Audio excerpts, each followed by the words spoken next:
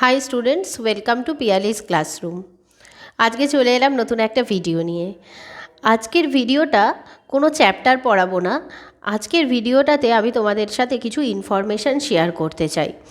বিশেষ করে যারা এবছর মাধ্যমিক দিয়েছো তাদের মধ্যে কিন্তু একটা খুব প্রশ্ন মনের মধ্যে আসছে যে তোমরা কী ধরনের সাবজেক্ট কম্বিনেশন নিতে চাও, এবং এই সাবজেক্ট কম্বিনেশন নেওয়ার সময় তোমাদের মনের মধ্যে একটা ভয় কিন্তু খুব কাজ করে, যেটা হলো যে যারা আর্টসের স্টুডেন্ট আছো তারা ম্যাথামেটিক্সকে যারা ভয় পাও তারা ভাবো যে আমরা পিওর আর্টস নিতে পারবো না, অনেকেই বলে পিওর আর্টস নিলে কিছু হবে না।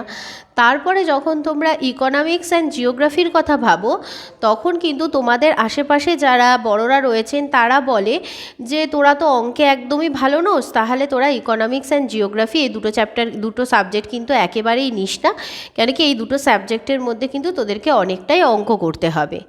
এবার এই একটা দ্বিধাদ্বন্দ্বের মধ্যে দিয়ে তোমাদের চলতে হয় যে তোমরা সঠিকভাবে বুঝে উঠতে পারো না যে তোমরা কী ধরনের সাবজেক্ট কম্বিনেশান নেবে আর্টসের ক্ষেত্রে। তো এবার আমি তোমাদেরকে একটা কথা সবার আগে বলি যে কোনো সাবজেক্টই কিন্তু খারাপ নয়। কোনো সাবজেক্ট পড়লে কিছু হবে না এই চিন্তাভাবনাটা একদমই মাথা থেকে বার করে দাও। সেটা যে সাবজেক্টই হোক না কেন, তুমি যদি সেই সাবজেক্টটা খুব ভালো করে পড়ো তাহলে অবশ্যই কিন্তু তুমি সেই সাবজেক্টটা থেকে জীবনে দাঁড়াতে পারবে। যে বা যারা এই ধরনের কথা বলে যে কোনো একটা সাবজেক্ট সম্পর্কে যে এই সাবজেক্টটা একেবারেই ভালো নয়, এই সাবজেক্ট নিয়ে পড়লে তুই জীবনে কিছু করতে পারবি না, তো এটা একেবারেই ভুল বলে, এটা একেবারেই মিসগাইড করা হয় স্টুডেন্টদেরকে। তো সেক্ষেত্রে আমার ব্যক্তিগত ধারণা হলো যে আমি প্রত্যেকটা স্টুডেন্টকে একটা কথাই বলবো, তোমরা যে সাবজেক্টটা ভালোবাসো সেই সাবজেক্টটাই নেবে, এবং তোমরা নিজেদের মনের মধ্যে কখনোই কোনো লজ্জা বোধ রাখবে না যে আমি সায়েন্স নিইনি, আমি আর্টস নিয়েছি, দ্যাট মিন্স আমি খুব খারাপ স্টুডেন্ট। এটা কখনোই কিন্তু হতে পারে না। তো সেই জন্য সবার প্রথমে আগে নিজেদের মন থেকে এই ভয়টাকে মুছে ফেলো, সবার প্রথমে এটা বলবো। দ্বিতীয়ত একটা কথা বলবো যে হতে পারে হয়তো তুমি 10 অবধি অঙ্কে ভালো ছিলে না, এবার তার মানে তো এটা নয় যে তুমি 11-এ উঠেও কিছু পারবে না। হতে পারে হয়তো 11-এ উঠে তুমি ভালো হয়ে গেলে, 11-এ উঠে তুমি আস্তে আস্তে করে বিষয়গুলো শিখে ফেললে। তবে আমি একটা কথাই বলবো যে তোমাদের যাদের বেসিক কিছু অঙ্কের কনসেপ্ট আছে, ধরো মাধ্যমিক পাশ করতে গেলে তো নিশ্চয়ই বেসিক কিছু কনসেপ্ট ছাড়া তো কেউ পাশ করতে পারে না, তো সেই কনসেপ্টটুকু যদি তোমাদের থেকে থাকে তাহলে আশা করি তোমরা কিন্তু ইকোনমিক্স অ্যান্ড জিওগ্রাফি সাবজেক্ট দুটো নিয়ে কিন্তু অবশ্যই তোমরা পড়তে পারবে। এরকম কিন্তু কখনোই নয় যে তোমরা পড়তে পারবে না। এরকমভাবে একটা স্টুডেন্ট পিছিয়ে যাওয়া এটা কিন্তু কখনোই ঠিক নয়, একটা স্টুডেন্টকে পিছিয়ে দেওয়া। হতে পারে হয়তো দেখা গেল যে জিওগ্রাফি অ্যান্ড ইকোনমিক্সের মধ্যে যে অঙ্কগুলো রয়েছে সেগুলো হয়তো তুমি করতে করতে আরও বেশি ভালো হয়ে উঠলে। এবার অঙ্কের পরিসরটাও যে খুব বিশাল একটা সেটা কিন্তু নয়। তুমি যদি প্রপার গাইডেন্স পাও, প্রপার টিচারের কাছে তুমি পড়ো, সে যদি তোমাদেরকে সঠিকভাবে শিখিয়ে দেয় এবং তুমি যদি টানা অনুশীলন করো তাহলে অবশ্যই কিন্তু তুমি পারবে। তার জন্য সবার আগে দরকার হলো সাবজেক্টটাকে খুব ভালো করে বোঝা। সাবজেক্টটা যদি তুমি ভালো করে বুঝে নিতে পারো তাহলে তোমার কাছে কিন্তু কোনোটাই কঠিন হয়ে দাঁড়াবে না। কঠিন কখন মানুষের মনে হয়? যখন সে সেই সাবজেক্টটা ভালো করে পড়েনি বা ভালো করে বোঝেনি, তখন তার কাছে সেটা কঠিন বলে মনে হয়। কোনো বিষয় যদি তুমি ভালো করে বুঝে পড়ো তাহলে কিন্তু সেটা তোমার কাছে একদমই কঠিন বলে মনে হবে না। এবার আসছি আমি ইকোনমিক্সের ব্যাপারটাতে। ইকোনমিক্সে অঙ্কটা বেশিটাই তোমাদের করতে হবে ক্লাস 11-এ। 12-এ উঠে কিন্তু তোমাদের অঙ্ক বলে আর খুব একটা কিছুই থাকবে না, খুবই কম, ন্যূনতম কিছু থাকবে, অঙ্কের কনসেপ্ট একটু জানতে হবে, হ্যাঁ, কিন্তু তোমাদের স্ট্যাটিস্টিক্সের পোর্শনটা যেটা করতে হয় সেটা কিন্তু পুরোটাই 11-এ করতে হয়। এবার 11-এর ক্ষেত্রে যেহেতু ধরো 6 মাস করে তোমাদের সেমিস্টার থাকে, এরকম নয় যে তোমাদের একদম স্ট্যাটিস্টিক্সে পণ্ডিত হয়ে উঠতে হবে, সেটা নয়। বেসিক কিছু অঙ্কই প্রত্যেকটা স্কুল থেকে গাইড করা হয় যে এই ধরনের অঙ্কগুলো তোমরা প্র্যাকটিস করবে। একদম বেসিক লেভেলের কিছু অঙ্ক স্কুল থেকে থেকে পরীক্ষার সময় দেওয়া হয়, খুব কঠিন কিছু দেওয়া হয় না। এবং নিয়মিত যদি সেই অঙ্কগুলো বছরের প্রথমেই করে নিয়ে তোমরা অনুশীলন করে নাও, সেক্ষেত্রে আমার মনে হয় অঙ্ক থাকাটা আরও বেশি ভালো হয়। কেন কি, অঙ্কটা রাইট করতে পারলে তোমরা ফুল মার্কস কিন্তু পেয়ে যাবে। আর একটা ব্যাপার হলো, অনেকেই বলে ইকোনমিক্সটা খুব কঠিন, পুরোটাই অঙ্ক, ইকোনমিক্স একদমই নিস না। কিন্তু সেখানে আমি তোমাদেরকে একটা কথা বলবো, যে বর্তমানে কিন্তু অর্থনীতিটা আমাদের সমাজের জন্য একটা খুব গ্রহণযোগ্য একটা সাবজেক্ট আমি বলতে পারি। এবং ইকোনমিক্সটা যদি তোমরা নাও, আর্টসের মধ্যে বা কমার্সের মধ্যে বা সায়েন্সেও ইকোনমিক্স নেওয়া যায়, সেটা কিন্তু তোমাদের ক্ষেত্রে এই সাবজেক্টটা খুবই স্কোরিং একটা সাবজেক্ট, খুব ইন্টারেস্টিং একটা সাবজেক্ট, এবং সাবজেক্টটাকে বুঝে পড়তে হয়। যেরকম ধরো সায়েন্সের একটা সাবজেক্টে যেরকম ফিজিক্যাল সায়েন্সে সূত্র ঠিক লিখলে ফুল মার্কস পাবে, ভুল লিখলে কিছু পাবে না, এখানেও ঠিক সেরকম মার্কস তোলা খুব সহজ, খুব বেশি কিন্তু কিছু লিখতেও হয় না, অল্প লিখলেই কিন্তু মার্কস পাওয়া যায়।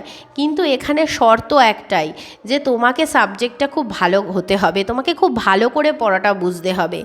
এখনকার স্টুডেন্টদের মধ্যে বেশিরভাগ সমস্যাটা এটাই পাচ্ছি, যে ল্যাক অফ কনসেন্ট্রেশন।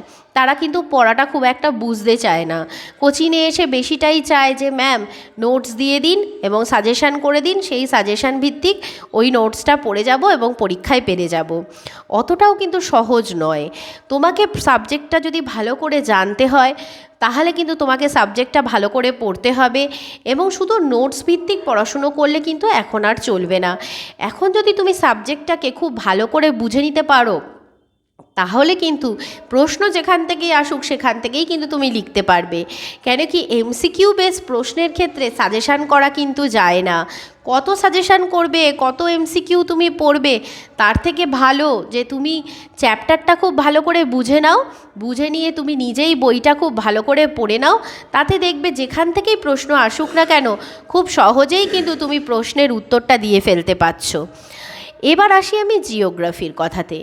জিওগ্রাফিতে প্র্যাকটিক্যালের ক্ষেত্রে কিছু অঙ্ক করতে হয়, এবং প্র্যাকটিক্যালের এই অঙ্কগুলোরও কিন্তু নির্দিষ্ট কিছু নিয়ম আছে। সেই নিয়মে যদি তোমরা অঙ্কগুলো করো, তাহলে কিন্তু তোমরা পেরে যাবে। প্র্যাকটিক্যাল পরীক্ষাটা যেহেতু স্কুল কন্ডাক্ট করে, সেক্ষেত্রে স্কুলের টিচাররাও কিন্তু তোমাদেরকে অনেকটা হেল্প করবে, তারাও কিন্তু বিষয়গুলো তোমাদেরকে শিখিয়ে দেবে। এর পরবর্তী তোমরা যদি পার্সোনালি কোনো টিচারের গাইডেন্সে থাকো, তাহলে সেই টিচারও তোমাদেরকে শিখিয়ে দেবে, এবং ধীরে ধীরে স্টেপ বাই স্টেপ তোমরা কিন্তু প্র্যাকটিক্যালেও খুব পারদর্শী হয়ে উঠবে। এটাও কিন্তু খুব একটা কঠিন একেবারেই নয়।